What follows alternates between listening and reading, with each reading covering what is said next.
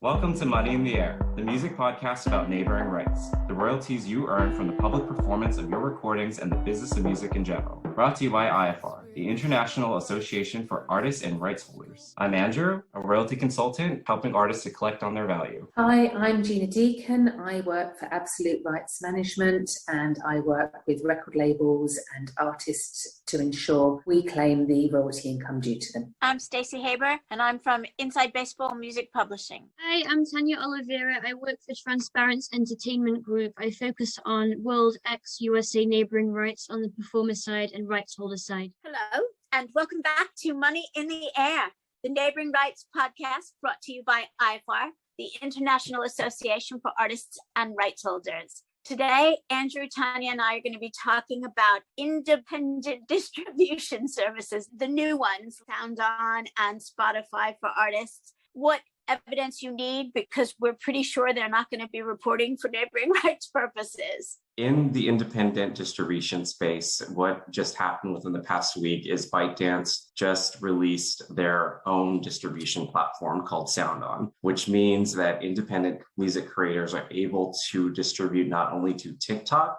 and to Rezo, TikTok's social music streaming company, but everywhere else. So Spotify, Apple Music, all the places, which includes Pandora, internet, satellite radio stations. However, what we're seeing with independent distributors is they're not taking the time to claim, and maybe they're not the rights holder. So they're not going through and claiming all of the stuff that you need to be claimed at Sound Exchange to collect on your digital satellite radio, which means that there is an increase of music creators supplying the market with content via these independent platforms, these distribution platforms.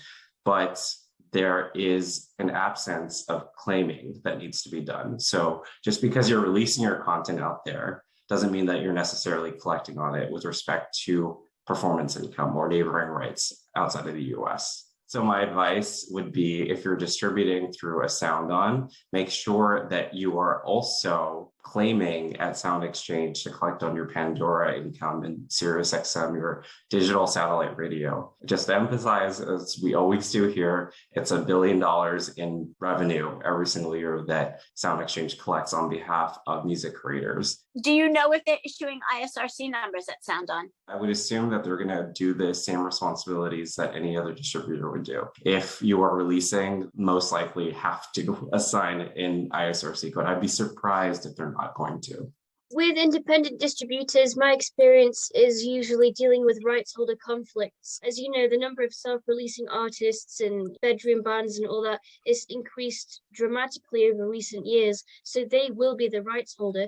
And then, yes, they unwittingly tick a box, whatever independent distributor they're using, digital distributor. On PPL, they will register an ISRC, and then so will the digital distributor. And then, yeah, there's a conflict. And it's not just at PPL, this happens at CMOs, including Sound Exchange. And then this can create a lot of panic and confusion. And it's nothing to be panicked or confused about. It's asserting, like, I am the rights holder. And 8 out of 10 cases, the distributor will back off and be like, oh, yeah, you're right. Sorry about that. I think I've always been concerned that they don't quite understand the neighbouring rights sphere or Sound Exchange. But I think it's great that more and more music content creators can release, with less borders and less hassle, and I think that's wonderful. And yeah, I really hope that they offer an ISRC. I'm sure they will, but I think everyone needs to be clear from the get-go, like, who owns the master and who's going to register this at Sound Exchange, at PPL, at Senna, at GVL, etc. What evidence have you been presenting to clear up these conflicts? You can present a lot of different types, even a receipt for the studio time, and if it clearly says your name, even just first initial surname, and it's like, okay, this is the date, this is the amount that was paid to the studio, that can suffice. Or if you've drawn up some kind of agreement, it doesn't have to be that formal, just something simple. Even an email chain where the artist or the band are like, we own 50% each, and people are okaying that and chiming in. So as long as there's something tangible. One of the things that we really are fans of here at IAFAR is the Studio Session app, where you put in all the data when you're in the studio. Sometimes it's automated even for you. And would that be good evidence because it's Yeah. created in real time? I think so. I haven't used that myself, but I know that's a wonderful invention, and I think we need to promote that. And more people need to, more musicians and creators need to download that because it saves a lot of time and hassle. And also, if we're juggling so much in the modern world, I think people just generally forget, and it's not out of malice, is it? I think sometimes they're like, oh yeah, I own that, and then someone's like, no, it was 3 ways equally, and you're like, oh.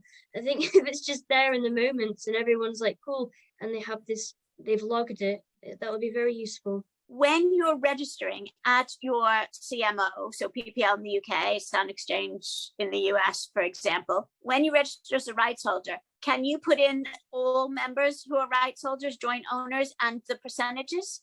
PPL, the answer is no. You can only register your share as an individual or a company, and then you'd have to let everyone else know. So if there's 3 of you in the band, it's a trio, and it's 33.3% each. I'll go and register my third, and then I'd have to tell my 2 bandmates, cool, so you need to join PPL as a rights holder, and now you need to log in and register your third, but use the same ISRC I used. And that's a crucial piece of info. You can't start.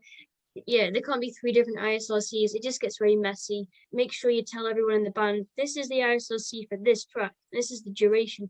So it's got to be streamlined. And then, I'll let Andrew talk about Sound Exchange. I'm not too clued up on that. Yeah, Sound Exchange is actually very similar to the PPL process. So you can always claim your share, rights holder, and your performer share, but every single member then needs to claim their corresponding shares with it using the same ISRC. Once the ISRC is in their database, you can always just do a search and claim. If the actual recording needs to just be registered once, but the claims need to happen every single time. Will Sound Exchange pay you your third as a rights holder if the other 2 rights holders don't claim? Yes. Good.